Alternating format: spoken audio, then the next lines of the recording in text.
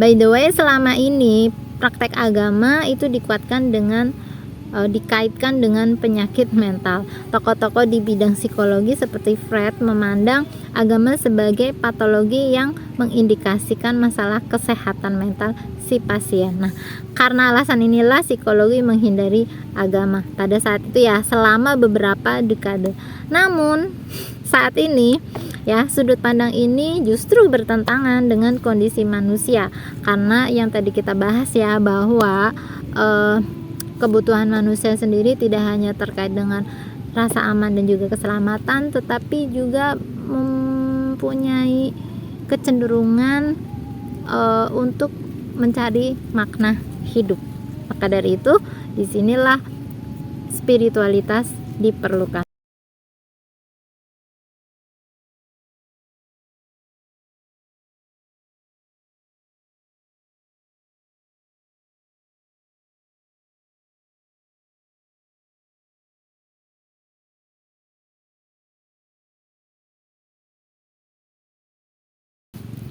Halo, apa kabar teman-teman? Semoga teman-teman semuanya dalam keadaan baik, sehat, dan juga bahagia.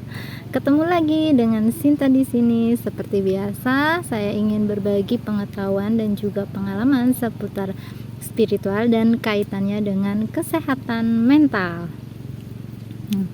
Pada kesempatan kali ini, saya ingin membahas tema tentang hubungannya antara spiritual dengan kesehatan mental, sesuai dengan tagline yang biasa saya sampaikan di sini.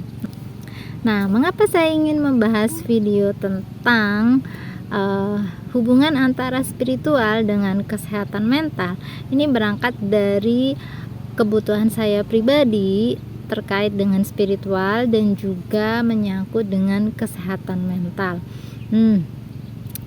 Dari pengalaman saya pribadi, ada di mana kita mengalami, ya setiap orang ya, kemungkinan besar atau kemungkinan mempunyai titik ya di mana kita merasa mungkin kayak hampa, kayak ada sesuatu yang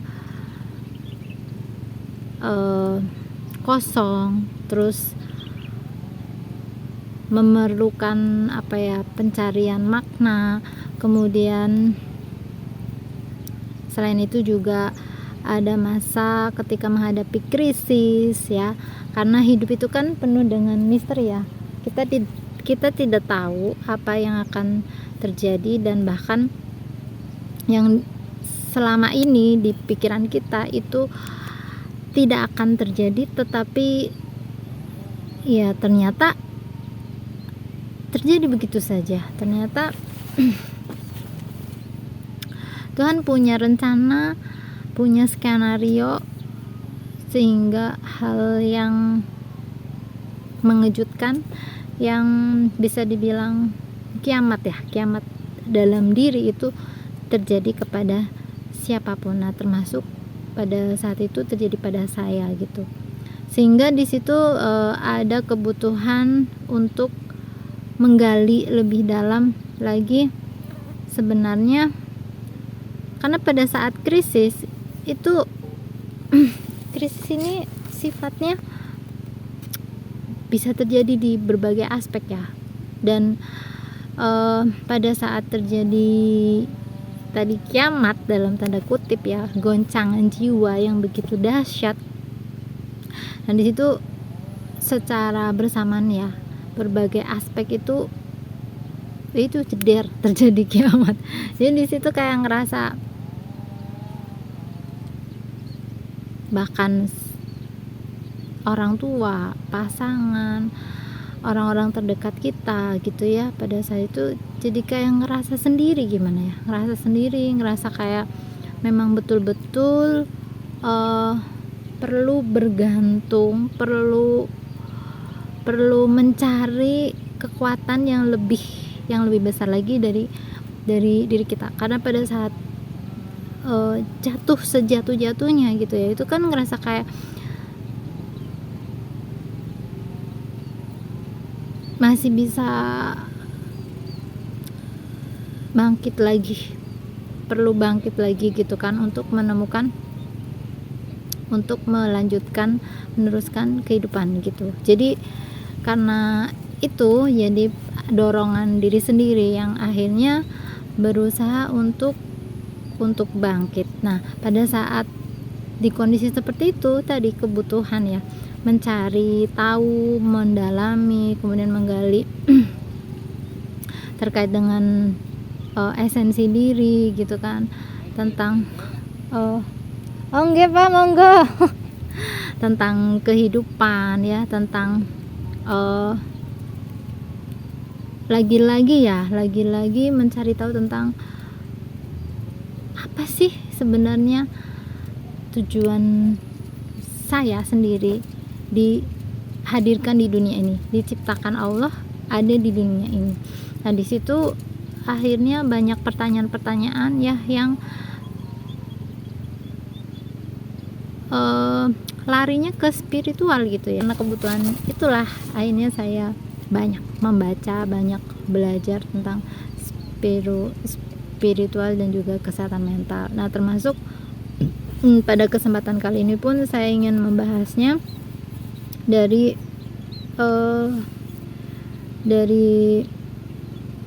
keilmuan ya. Kalau saya sendiri sebenarnya pada saat itu lebih ke ya menyelam ke dalam dan juga tadi sih self healing gitu ya, berusaha untuk menyembuhkan diri sendiri gitu. Tetapi untuk secara teorinya gitu ya, secara teorinya hubungan antara spiritual dan juga kesehatan mental itu saya belum begitu mendalami gitu. Dan baru kemudian setelah masa krisis itu terlewati, baru kemudian saya coba untuk mengetahui teorinya itu seperti apa gitu. Nah, oke, teman-teman, kita lanjut ya. Menurut Erich Fromm, kebutuhan eksistensial manusia dibagi menjadi 5 jenis. Nah, yang pertama adalah kebutuhan akan identitas. Yang kedua, kebutuhan akan keterhubungan dengan dunia. Yang ketiga adalah kebutuhan untuk menjadi ciptaan yang aktif. Dan yang keempat, kebutuhan akan keterakaran dengan ikatan-ikatan psikososial. Dan yang kelima adalah kebutuhan untuk mengembangkan gambaran diri yang realistis. 5 kebutuhan ini memiliki peranan yang penting untuk membentuk kepribadian kita yang lebih sehat. Nah, kepribadian yang sehat menurut Erich Fromm, ciri-cirinya adalah mampu mengembangkan hidup sebagai makhluk sosial, baik di keluarga, di masyarakat ya, dan juga mampu mencintai dan juga dicintai, mampu mempercayai dan dipercayai, mampu hidup solidaritas tanpa syarat, mampu menjaga jarak dengan orang lain tanpa syarat, dan memiliki watak sosial yang produktif. Intinya, peran-peran inilah yang membedakan antara manusia dengan makhluk ciptaan yang lainnya. Untuk mengungkapkan ya hubungan antara psikologi dan juga spiritual, ini kita perlu melihat juga dari sejarah awal munculnya disiplin ilmu psikologi. Nah, ini perlu dilihat atau dieksplor dari berbagai pertanyaan filosofis sampai pada standar penelitian ilmiah. Oleh karena itu, di sini saya coba membahasnya secara singkat ya, seperti apa sejarah berdirinya ilmu psikologi dan yang dikaitkan dengan spiritualitas. Nah, menjelang akhir abad ke-19, Wilhelm Wundt, bapak psikologi ya, di sini beliau ya menjelaskan bahwa permulaan kehidupan mental berasal dari jauh sebelum permulaan kehidupan pada umumnya. Namun, menurut Edward Titchener, muridnya, bahwa pikiran terdiri dari komponen-komponen, dan jika komponen-komponen ini didefinisikan dan dipahami, maka proses struktural pikiran dapat dieksplorasi atau biasa dikenal atau disebut dengan strukturalisme. Nah, bersamaan dengan itu muncul pula pemikiran fungsionalisme, bahwa proses psikologi ditentukan oleh fungsi individu dalam dan juga adaptasi terhadap lingkungan mereka. Nah, William James mengusulkan bahwa ada sedikit utilitas dalam membangun tipologi kesadaran, dan sebaliknya menegaskan bahwa penjelasan daripada deskripsi itu memerlukan perhatian yang lebih besar. Nah, spiritualitas di sini atau spiritual di sini sebagai komponen potensial untuk memahami dan juga menjelaskan tentang kesadaran. Nah, selanjutnya ada Sigmund Freud, psikologis atau bapak psikoanalisis ya. Penekanan pada studi tentang kesadaran, yaitu sadar yang kuat menentukan tindakan kita meski ada kesulitan untuk menguji teori ini dengan tingkatan ketelitian ilmiah apapun. Nah, selanjutnya ada juga pendekatan behaviorism. Nah, bahwa hanya aspek perilaku yang terukur yang harus dipertimbangkan, dan bahwa peristiwa internal itu tidak relevan dan tidak perlu dipahami untuk mempengaruhi perubahan perilaku.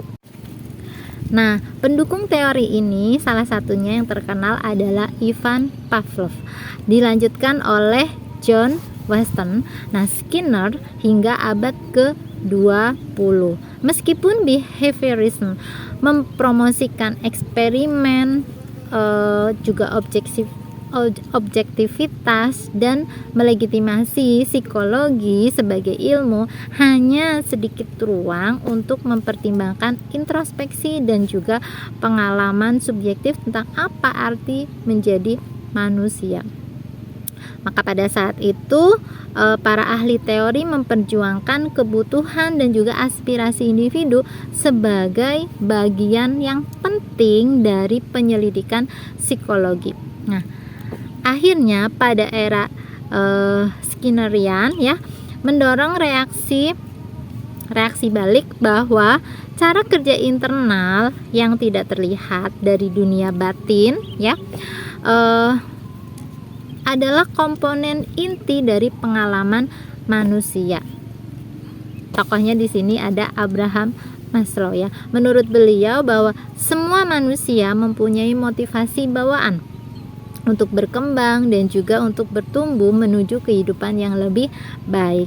Menurut Maslow bahwa sebelum pertumbuhan psikologi atau spiritual itu terjadi, seseorang harus mempunyai persyaratan dasar kehidupan dia yang sehari-hari, yang tadi dijelaskan di awal kebutuhan dasar manusia, yaitu rasa aman dan juga keselamatan rasa aman terkait dengan makanan, minuman, tempat tinggal, intinya kebutuhan fisik dan juga kebutuhan yang terkait dengan yang berhubungan dengan orang lain, dengan sosial tentang harga diri sampai pada aktualisasi diri. Meskipun secara hierarkinya kebutuhan ini lebih merupakan sebuah konsep daripada model kerja atau framework yang dapat dioperasikan ataupun dapat diukur. Nah, ide gagasan tentang dorongan bawaan untuk mencari diri yang lebih baik terus dikutip di seluruh domain psikologi klinis, profesional sampai pendidikan saat ini. Nah, selain itu juga di sini juga memperkuat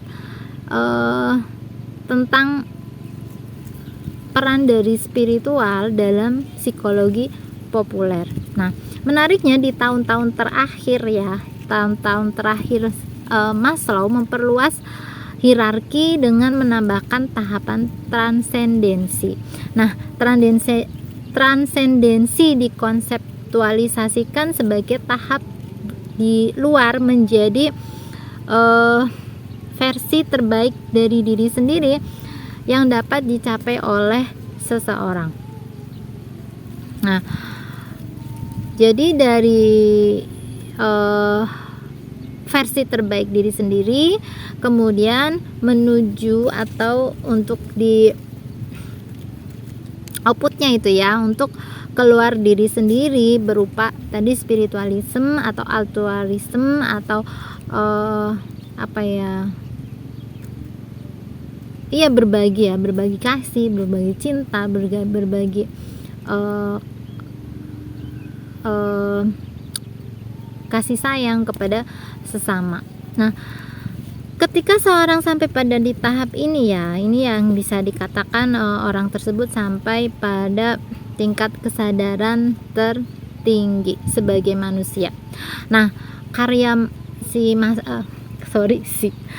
Maslow ini bisa dikatakan dari tahap awal pendekatan psikologis yang baru atau dikenal dengan humanisme yang dipelopori juga oleh Carl Rogers. Nah, akhirnya osilasi psikologi antara penyelidikan filosofis nih dari pertanyaan-pertanyaan filosofi sampai ke ilmu ini condong ke arah spiritual, khususnya selama tahun 1960-an.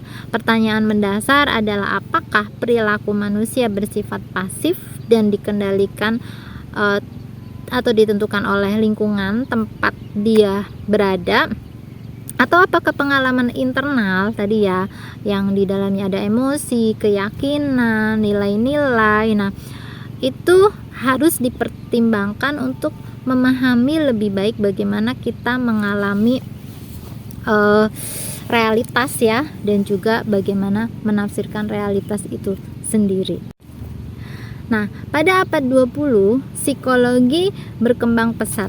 Teori-teori perilaku untuk mengakomodasi pengaruh dari pikiran, sikap, keyakinan, dan emosi dapat diuji sampai tingkatan tertentu. Nah, tentunya ini menyisakan ruang ya, ruang yang terbatas untuk mempertimbangkan spiritualisme dan juga religiusitas, dan pemisahan yang jelas antara perilaku, pikiran, emosi, dan juga jiwa. Nah, Martin Seligman mempelopori gerakan psikologi positif membawa gelombang humanisme yang kontemporer ya, dan berpendapat untuk fokus pada kesejahteraan psikologis daripada psikopatologi. Psikologi sebagai ilmu secara langsung membahas perilaku, sedangkan untuk spiritualitas dan juga agama ini disertakan atau diserahkan kepada pemuka agama atau profesi yang terkait. Selanjutnya, kaitannya kesehatan fisik, emosional, mental, dan juga spiritual. Nah, sebelumnya kita perlu tahu dulu ya, manusia itu memiliki 4 lapisan. Manusia memiliki lapisan energi. Ada 4 lapisan energi yang ada pada manusia. Nah, apa saja? Yang pertama adalah tubuh fisik ya, tubuh fisik kita. Nah, ketika tubuh fisik kita itu seimbang, maka kita akan sehat dan juga dijauhkan atau terhindar dari sakit.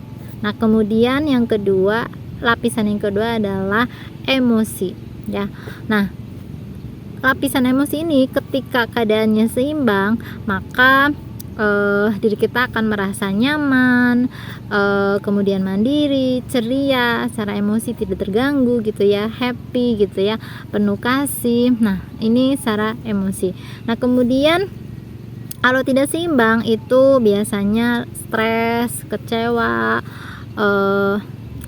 mudah marah ya, bisa juga sampai frustasi. Nah, itu kalau keadaan emosi kita tidak seimbang. kemudian yang ketiga yaitu lapisan mental atau mental body ya.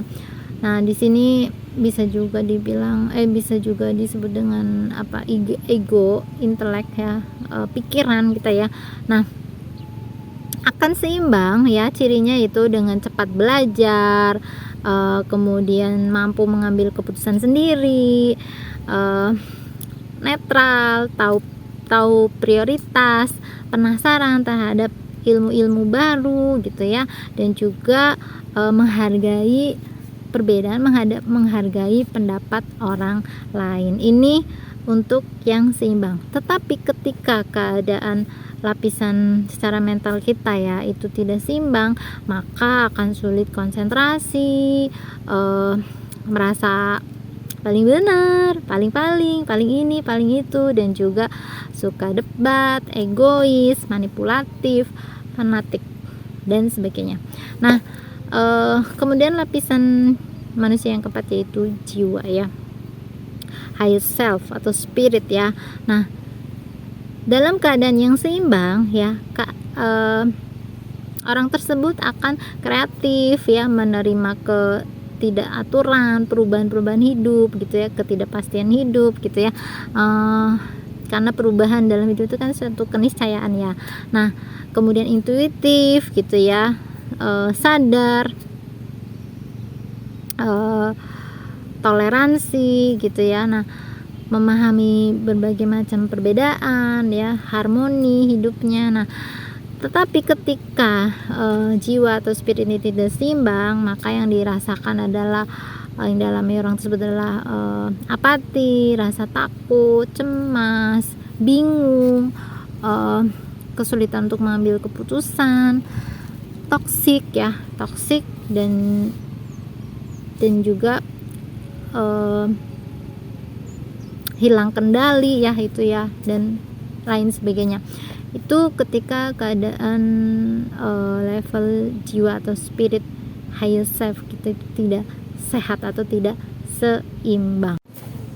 Nah, sekarang teman-teman sudah tahu 4 lapisan energi yang ada pada manusia. Nah, selanjutnya kaitannya tadi ya secara fisik ya, fisik, emosional, mental, dan juga spirit ya atau jiwa ya. Nah, ini kaitannya itu atau keterhubungannya atau pengaruhnya antara satu dengan yang lain seperti apa? Nah, kita akan bahas sekarang. Nah, dalam kehidupan sehari-hari kita seringnya ya hanya memperhatikan kesehatan tubuh aja, kesehatan fisik. Jadi misalnya ketika kita mengalami sakit fisik ya, misalnya batuk aja, itu kemudian kita segera misalnya mengobati atau berusaha untuk menyembuhkan gitu ya. Nah, karena itu penyakit tubuh itu fisik yang biasanya kelihatan. Nah, tapi untuk penyakit yang lainnya seringkali diabaikan, misalnya kesehatan dari kesehatan emosional, mental, dan juga spiritual seringkali luput dari perhatian kita. Padahal itu bagian dari diri kita yang perlu kita rawat, yang perlu kita jaga juga.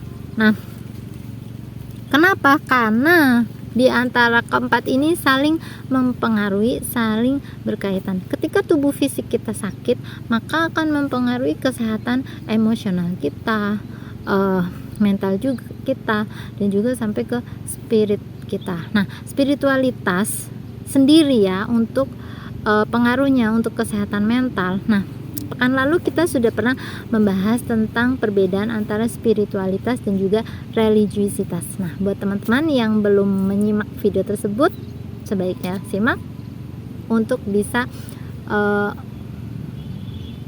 melengkapi pembahasan kali ini, sehingga sudut pandangnya akan lebih luas lagi terkait dengan religiusitas dan juga spiritualitas. Nah, meskipun keduanya itu berbeda ya, tetapi spiritualitas dan juga religiusitas itu saling berkaitan dan juga ada persamaan-persamaan ya. Hubungan spiritualitas dengan kesehatan fisik, sebagaimana pepatah yang paling populer yang sering kita dengar dari Yunani, mens sana in corpore sano. Di dalam tubuh yang sehat terdapat jiwa yang kuat. Nah, ketika tubuh kita sehat, pikiran kita juga lebih sehat, dan juga sebaliknya, ya. Nah, juga lagu nasional kita ya, bangun jiwanya, bangun raganya. Jadi duanya ini saling berkaitan ya, saling mempengaruhi. Maka itu pentingnya menjaga kesehatan fisik dan juga kesehatan spiritual kita. Nah, bagaimana cara menjaga kesehatan secara keseluruhan ya. Nah, ini perlu kita mengatur pola hidup kita ya, mulai dari pola makan, pola pikir, pola tidur, pola nafas ya. Itu keempat ini penting ya, karena kalau pola ini tidak dijaga dengan baik, maka akan mempengaruhi satu dengan yang lainnya. Spiritualitas ya, peran dari spiritualitas untuk kesehatan mental ini juga akan mempengaruhi kesehatan secara holistik atau secara komprehensif. Nah, ketika kita membicarakan tentang kesehatan mental, itu cakupannya meliputi kesejahteraan emosional, psikologi, dan juga sosial, di mana ketiganya mempengaruhi cara kita berpikir, kemudian kita merasa, dan juga kita bertindak.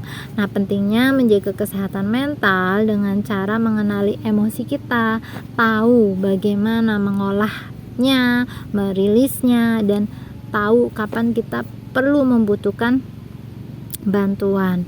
Nah, aktivitas spiritual seperti meditasi, yoga, ataupun journaling, grounding, sun gazing, intinya berinteraksi dengan alam ya, atau keterhubungan dengan alam, ini dipercaya mampu membantu kita menjaga kesehatan mental kita dan juga spiritualitas kita, mampu menjaga keseimbangan emosional kita, stres jadi reda, kemudian menstabilkan tekanan darah.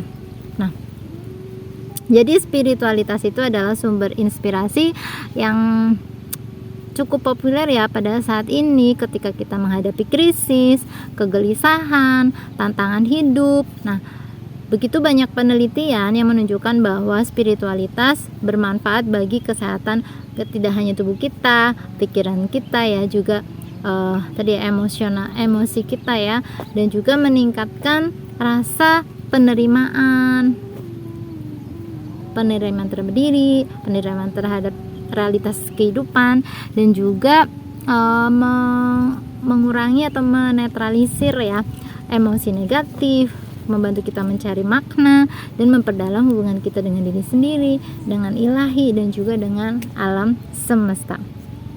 Spiritualitas juga dapat membantu kita mengatasi berbagai masalah seperti harga diri yang rendah, rasa percaya diri yang rendah, kemudian kurangnya pengendalian diri,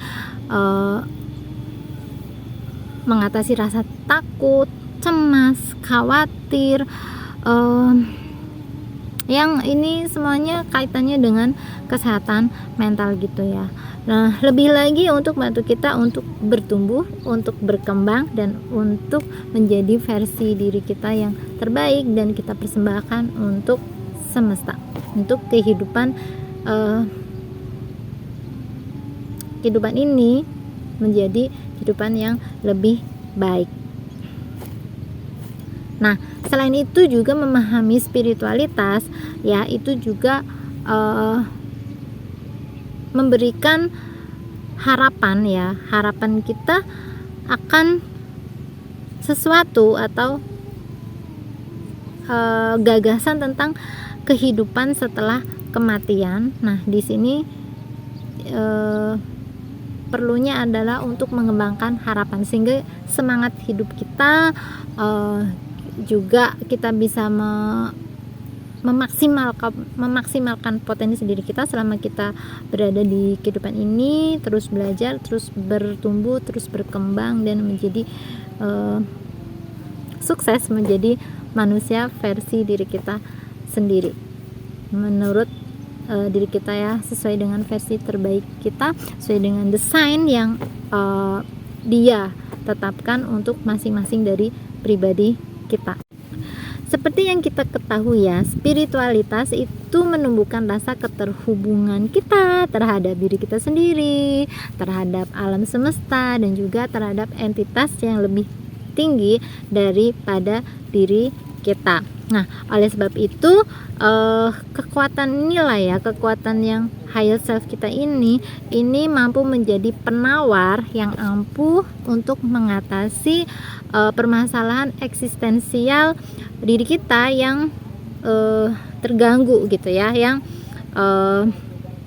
banyak pertanyaan tadi ya, banyak mungkin keraguan, pertanyaan, dan rasa penasaran kita ya, apalagi di kehidupan yang modern seperti saat ini.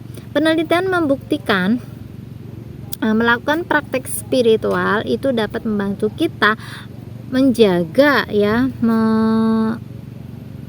membantu kita untuk mengatasi tantangan kesehatan mental seperti rasa cemas, khawatir, takut, sedih, kemudian juga emosi yang negatif, dan sebagainya. Kesehatan spiritual juga memiliki pengaruh yang signifikan terhadap penanganan penyakit dan juga pemulihan penyakit seperti stres, depresi, terhadap penyakit kronis ya. Karena orang-orang yang punya penyakit kronis itu kan ibaratnya mengalami problem, ketakutan, kekhawatiran yang besar akan kematian ya, daripada orang yang penyakitnya lebih ringan gitu. Maka di sini diperlukan kayak harapan terhadap tadi ya, harapan terhadap hidup, kekuatan, mengandalkan kekuatan kita yang lebih, diri kita yang lebih besar ya, higher self kita, untuk membantu kita menyembuhkan diri kita sendiri. Kesehatan spiritual adalah inti dari kesehatan manusia dan berperan sebagai kekuatan yang mampu mengkoordinasikan antara dimensi fisik, mental, tadi emosional ya, dan di sanalah ya dibutuhkan tadi ya higher self kita ya untuk mengatasi penyakit. Nah, untuk mengatasi penyakit, spiritualitas dan juga religi ya, jadi perpaduan antara keduanya dengan strategi yang tepat, sesuaikan dengan keyakinannya masing-masing. Nah, ini mampu mempertahankan atau bahkan meningkatkan harga diri pasien, menciptakan rasa hidup yang bermakna, yang bertujuan, dan juga meningkatkan kenyamanan psikologis dan juga harapan. Nah, spiritualitas atau spiritual itu mungkin saja tidak menyembuhkan secara langsung gitu ya, tetapi membantu pasien merasa lebih baik dalam beradaptasi terhadap penyakit ataupun kematian. Nah, penyeimbangan antara kesehatan fisik dan juga kesehatan spiritual ini merupakan langkah yang penting untuk mencapai kesehatan yang lebih komprehensif, yang lebih holistik ya. Ketika kesehatan spiritual terganggu secara terus-menerus, maka kita mungkin akan mengalami gangguan mental seperti rasa kesepian, kecemasan, kehilangan makna hidup. Nah, namun hubungan antara spiritualitas dan juga status kesehatan ya seorang itu tidak selalu positif. Kadangkala di sisi lain ya ada faktor budaya ataupun keyakinan spiritual yang tidak jelas terhadap prevalensi gangguan mental pada pasien penyakit kronis. Hasil penelitian terhadap pasien penyakit kronis menunjukkan bahwa terdapat hubungan positif ya yang signifikan antara kesehatan spiritual dan juga kesehatan mental pada pasien kronis. Nah, semakin tinggi dan kuat tingkat kesehatan spiritual seseorang, maka semakin rendah tingkat gangguan psikologisnya. Sebaliknya, semakin rendah kesehatan spiritualitas si pasien tersebut, maka kesehatan psikologisnya mulai terganggu. Nah, pasien yang dengan kesehatan spiritualitas yang kuat itu dapat mengatasi penyakit secara efektif dan juga bahkan dapat melewati tahapan akhir penyakitnya dengan baik. Jadi dukungan spiritual dan juga agama ini memiliki hubungan ya yang saling bermanfaat ya untuk meningkatkan kualitas hidup atau mengendalikan kesehatan mental, mengurangi keparahan gejala penyakit kronis. By the way, selama ini praktek agama itu dikaitkan dengan penyakit mental. Tokoh-tokoh di bidang psikologi seperti Freud memandang agama sebagai patologi yang mengindikasikan masalah kesehatan mental si pasien. Nah, karena alasan inilah psikologi menghindari agama pada saat itu ya, selama beberapa dekade. Namun saat ini ya, sudut pandang ini justru bertentangan dengan kondisi manusia, karena yang tadi kita bahas ya, bahwa kebutuhan manusia sendiri tidak hanya terkait dengan rasa aman dan juga keselamatan, tetapi juga mempunyai kecenderungan untuk mencari makna hidup. Maka dari itu, disinilah spiritualitas diperlukan. Nah, jadi spiritualitas dan juga religiusitas itu dapat diintegrasikan ya, sehingga membentuk pengalaman manusia tersebut ya dalam memahami realitas dan juga mendapatkan makna hidup yang mereka inginkan. Nah, selanjutnya kesehatan spiritual dan juga versus spiritualitas. Apakah ini sama? Nah, seiring dengan berkembangnya zaman, semakin populer gagasan tentang kesehatan mental dan spiritualitas. Namun banyak yang keliru antara spiritualitas dengan kesehatan spiritual. Nah, studi 2018 menjelaskan bahwa spiritualitas adalah istilah yang lebih luas ya, yang merujuk pada pengalaman atau keadaan yang menyelimuti seseorang. Sedangkan kesehatan spiritual adalah sesuatu yang dapat dikembangkan dan diupayakan seseorang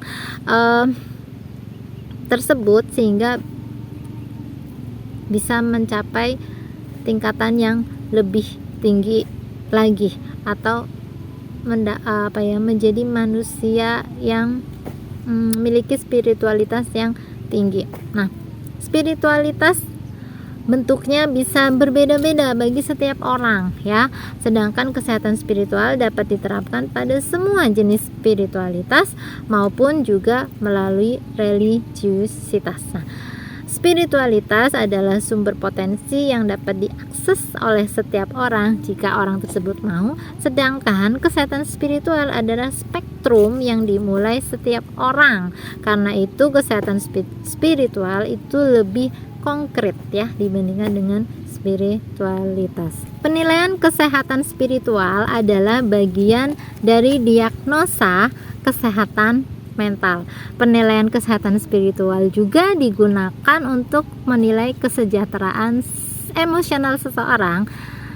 Tetapi saat ini ya, praktek ini justru semakin populer. Nah, penilaian kesehatan agama dan juga spiritual membantu profesional kesehatan mental mempelajari tentang pandangan dunia si pasien, riwayat pribadi pasien, dan juga memahami mekanisme penanganan potensial. banyak organisasi kesehatan mental yang sekarang ya mengharuskan dokter untuk menilai kesehatan spiritual pasien selama proses penerimaan dan juga perawatan. Di tahap awal, dokter mengeksplorasi topik spiritual ya, seperti sifat riwayat sosial pasien, riwayat keluarga, dan juga masalah yang dihadapi pasien. Jika spiritualitas memainkan peran penting, dokter dapat melanjutkan pertanyaan yang lebih dalam lagi terkait dengan spiritualitas si pasien ya. Nah, di sini dilanjutkan dengan penilaian komprehensif ya, untuk mempelajari lebih lanjut tentang keyakinan spiritual pasien dan bagaimana keyakinan tersebut dan juga prakteknya dapat berhubungan dengan masalah dan juga pengobatan pasien. Menurut The APA Handbook of Psychology, Religious and Spirituality, beberapa alat penilaian spiritual dapat membantu terapis memahami peran dari spiritualitas dalam kehidupan pasien. Nah, meski begitu, tenaga kesehatan harus berhati-hati saat membahas spiritualitas. Mereka harus berusaha memiliki kompetensi ya, budaya, dan juga memastikan lebih dulu ya kepada pasien apakah pasien itu keberatan atau tidak apa-apa membahas masalah spiritualitas. Nah, artinya penelitian itu menunjukkan keyakinan dan juga keimanan pada sesuatu yang lebih tinggi ya, misalnya Tuhan, ilahi, atau semesta, atau ya apa ya yang teman-teman sesuai dengan keyakinan teman-teman itu dapat dikaitkan dengan tingkat bunuh diri yang lebih rendah, terlepas dari apapun tadi ya agama dan kepercayaan masing-masing. Dengan mengenali tujuan dan makna hidup secara signifikan, itu memprediksi kesejahteraan seseorang secara keseluruhan. Nah, menurut penelitian yang lain juga spiritual itu berguna untuk mengatasi gangguan psikotik, gangguan makan, gangguan obsesif kompulsif, dan juga gangguan kesehatan mental lainnya.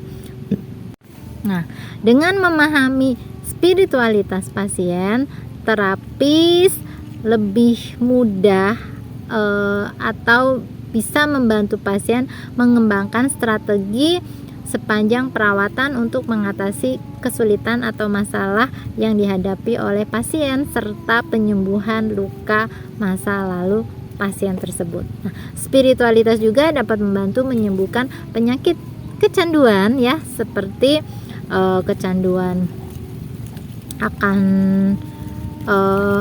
misalnya alkohol, narkoba atau narkotik ya, makan berlebihan, dan juga kecanduan yang lainnya. Biasanya orang yang kecanduan itu menghadapi perasaan hampa, malu, terisolasi ya. Nah, maka praktek agama ataupun spiritual ini dapat memberi pasien rasa tujuan yang jelas dan juga rasa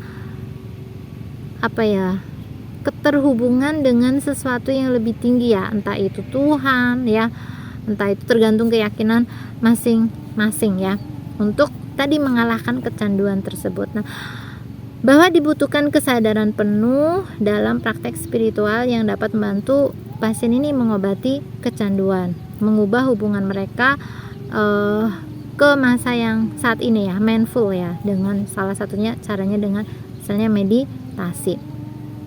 Nah, aspek tertentu dari spiritualitas dan juga religiusitas ya, ini dapat melindungi seseorang terhadap keinginan mengakhiri hidup. Nah, keyakinan agama dapat membantu seorang merenungi nilai-nilai dan juga keyakinan ya sebelum orang tersebut memutuskan untuk menyerahkan dirinya ataupun tadi ya mengakhiri hidup. Nah, dalam penelitian terhadap sekitar 100 pria dan juga wanita yang menghadiri acara keagamaan tiap pekan. Nah, ini ternyata ya membuktikan menunjukkan resiko 68% lebih rendah terkena rasa keterputusasaan tadi ya. Salah satunya dengan keterputusasaan itu kan larinya bisa ke ataupun narkoba ataupun alkohol. Nah, yang di kalangan wanita ya, di kalangan pria ini lebih rendah, yaitu 33%. Nah, tapi ya teman-teman, nah, spiritualitas itu apakah mempunyai sisi yang buruk atau sisi negatifnya? Nah, meskipun sisi negatifnya atau sisi buruknya itu sedikit ya, karena banyak orang atau banyak cara ya, lebih tepatnya banyak cara orang menggunakan spiritualitas untuk kepentingan mereka sendiri. Ini di satu sisi ya, ini satu yang sifatnya personal ya, tapi ada kalanya juga bisa berbahaya pula gitu, meskipun tadi ya sedikit ya, mungkin dari kebanyakan yang negatifnya ini yang terjadi pada seorang itu lebih sedikit. Nah, warning ya buat kita, dan perlu menjadi catatan juga, selain itu juga menjadi kayak perhatian kita juga bagi seorang yang mungkin emosinya lebih rentan ya, misalnya anak-anak yang lagi secara emosional itu mungkin mencari jati diri gitu ya. Nah, ini biasanya rentan menjadi korban pengrekrutan aliran spiritual yang bisa jadi yang sesat ya. Meskipun hal ini ya tidak terlalu umum, tapi bukan menjadi hal yang aneh ya dalam segala bidang itu kan ada aja gitu ya yang negatifnya, ada juga yang melencengnya. Tentunya ini bagi bukan spiritualitas yang jelek, tapi oknum ya. Tadi balik lagi, oknum tuh ada di mana-mana, di bidang mana-mana, di level manapun. Nah, oknum ya, di sini ada oknum yang merekrut orang lain untuk mengikuti cara berpikir mereka. Nah, di sini perlu kehati-hatian ya bagi mereka yang mungkin merasa dan mengaku sebagai tanda kutip guru spiritual misalnya, dengan melakukan pengrekrutan pada orang lain untuk mengikuti jalan pikirannya. Nah, praktek spiritual yang baik tidak mendorong perpecahan ataupun permusuhan. Nah, praktek spiritual mengupayakan keutuhan bagi setiap individu. Nah, spiritual tidak boleh juga bertentangan dengan pencarian pengobatan ya, misalnya tenaga medis dalam menjalani jalan spiritualnya. Jadi itu karena spiritual itu erat kaitannya dengan pengetahuan menurut saya. Jadi harusnya sih saling bersinergi ya, saling melengkapi, bukan malah bertentangan ya. Sama halnya dengan spiritualitas, karena menurut saya ini banyak kesamaan nilai dan juga hal-hal yang sejalan ya antara religiusitas dan spiritualitas dan juga pengetahuan. Ini menurut pendapat saya pribadi, karena berdasarkan pengalaman saya pula gitu. Maksudnya saya coba mempelajari ini gitu ya. Nah, ini bagaimana di spiritualitas, bagaimanapun di cara agama gitu, dan itu selaras gitu, tidak ada pertentangan. Maka disitulah saling bersinergi, saling menguatkan, sehingga kita semakin paham ya tentang esensi. Ketika kita mengetahui sampai ke tahap esensi, itu akan ketika kita menjalankan ya misalnya ritual atau beramal ya kalau di Islam, atau kita berbuat baik ataupun apapun ya perilaku kita, itu mendatangkan kebahagiaan, makna, kepuasan batin ya kepada kita gitu. Nah, itu sih menurut saya. Nah, kita masuk di pembahasan terakhir, yaitu ciri-ciri umum orang yang sehat secara spiritual. Nah, di antaranya ya, Yang pertama, reaksi emosional yang terkendali dan penuh pertimbangan bahkan terhadap tantangan yang besar. Tantangan hidup itu kan bermacam-macam ya, tetapi di sini yang lebih tekankan adalah tantangan hidup yang besar. Karena tadi spiritualitas itu dengan kita meyakini akan kekuatan yang lebih besar ya, maka ada yang ada dalam diri kita, maka di sini spiritual yang sehat itu, orang yang sehat secara spiritual itu secara emosinya itu terkendali dan tadi ya penuh pertimbangan bahkan terhadap tantangan hidup yang besar. Nah, kemudian yang kedua yaitu ciri orang yang sehat secara spiritual, memiliki kemampuan yang sehat untuk merasakan dan mengekspresikan emosi jika diperlukan, terutama saat menghadapi kesedihan, kesakitan, dan juga kehilangan. Nah, ciri yang ketiga, praktek spiritual ya untuk membantu mengatasi kesulitan dan perubahan emosi ini benar-benar berfungsi gitu. Jadi praktek-prakteknya itu betul-betul membantu ya kita mengatasi kesulitan, perubahan dan juga emosi yang ada pada diri kita. Nah, kemudian ciri yang keempat, orang yang sehat secara spiritual yaitu memiliki kemampuan untuk menghadapi tantangan yang ditimbulkan oleh orang lain. Jadi tantangan itu kan tidak hanya dari dalam diri sendiri, tetapi juga dari luar, karena kita itu kan kita itu kan cerminan ya. Nah, selain itu juga yang kelima, keyakinan fleksibel yang dapat disesuaikan dengan keadaan atau informasi baru. Artinya orang yang spiritualnya sehat itu dia open minded ya, dan juga ya tidak sempit gitu, jadi luas pemikirannya juga. Nah, kemudian ciri yang keenam yaitu mindful ya, jadi sadar gitu ya, sadar. Kemudian yang ketujuh, adanya kemauan untuk terus bertumbuh. Yang kedelapan, memiliki kemampuan untuk bertanggung jawab atas tindakannya dia sendiri.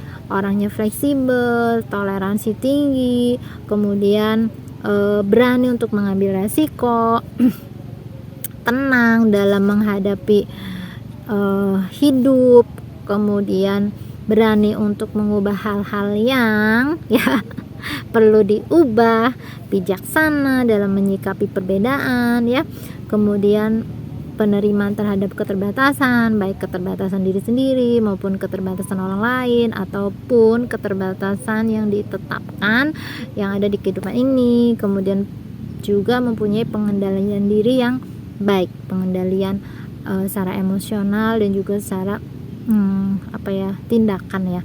Nah, juga secara pikiran. Nah, kemudian memiliki hubungan yang harmonis antara diri sendiri, dengan orang lain, yang sama dengan alam semesta, dan juga tentunya dengan ilahi. Nah, itu beberapa ciri umum dari orang yang sehat secara spiritual. Nah, kita sudah selesai pembahasannya, cukup panjang. Mudah-mudahan ini bisa menjawab ya pertanyaan terkait dengan apa hubungannya spiritualitas dengan kesehatan mental dan kenapa saya juga menjalani jalan spiritualitas untuk menjaga kesehatan mental saya sendiri dan juga teman-teman, karena saya tahu rasanya menghadapi rasa yang namanya sakit itu kan gak enak gitu ya. Jadi kita perlu menyembuhkan ya, kita perlu menyembuhkan diri kita sendiri, dan ketika kita tidak mampu lagi untuk mengupayakan kesembuhan diri, itu kita perlu meminta bantuan profesional untuk membantu kita menyembuhkan diri kita sendiri. Oke, Itu saja teman-teman, terima kasih yang sudah menyimak pembahasan kita dari awal hingga akhir. Mohon maaf jika masih banyak kekurangan dan juga keterbatasan ya. Di sini saya belajar ya. Di sini saya sedang belajar sekali lagi. Terima kasih, sehat semuanya, bahagia semua makhluk yang ada di bumi. Sampai ketemu di video yang berikutnya. Dah.